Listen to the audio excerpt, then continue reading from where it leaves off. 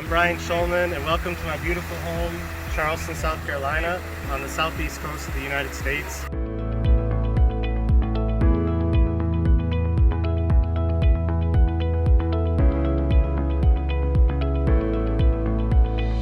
Our community is somewhat small Jewish community compared to what I grew up in. It's around 12,000 or so Jewish people. I would say, the community really takes strides through its leadership to make sure that any Jewish person living here who needs anything is taken care of. There's a number of activities through the Jewish Federation to make sure that Jewish life here is kept up, and there's a lot of tangible ways to be involved in the community and support it. Last year, I applied for young emerging leaders to go on a mission actually to Poland and Israel, where we did an immense study of the country, its democracy, its stance with the Palestinian-Israeli conflict, and its just growth as a nation over the past 75 years. To be a true advocate of Israel, you need to understand its complexities from the left, right, and the center. And my goal through the JCRC in Charleston is to really have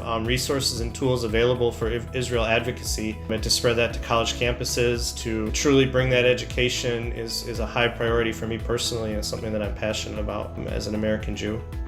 There's a big Israel flag flying outside. There's Israel baseball night at the baseball stadium where everyone is cheering. They had Hatikva sung there. So currently I'm a board member of the Charleston Jewish Federation, and I'm a council member of the Jewish Greater Community Relations Council, the JCRC. Our biggest priority at the moment is focusing on working to get hate crime legislation passed in the state of South Carolina. So in the United States, there are 3 states that don't have hate crime legislation at the moment, and South Carolina is one of them. Without hate crime legislation, none of that data is tracked. It's really important that all groups are protected from hate crimes. So one of the biggest challenges in Charleston specifically, since the 2016 political election, there's been a rise in anti-Semitism in Charleston. In the political climate we've grown into over the past couple of years in the US, some of the unacceptable things have become acceptable. Whether it's a white supremacy group or systematic racism, we've developed a coalition of partners with different faiths and different groups, and we plan to get as many signatures and many organizations on board as possible, so that we can really get it into the hands of legislators and get it on the ticket to get passed in the upcoming election and legislation.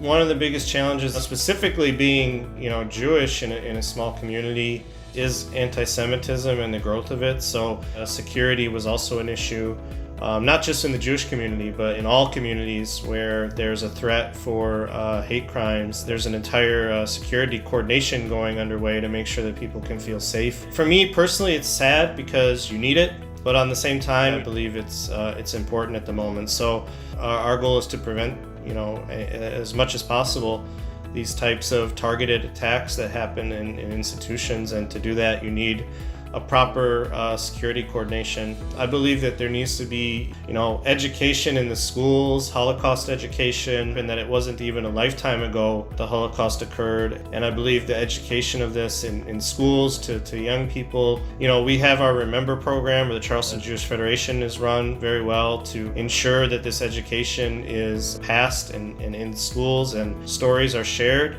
By being in these different communities and being the first line of defense in some instances, or even just that person that needs to bring education or knowledge, that really struck a passion in me, because Jewish life wasn't forced on me. It's something that I chose to partake in, and I feel that it's really, really important, especially today, to really be that voice to bring people together.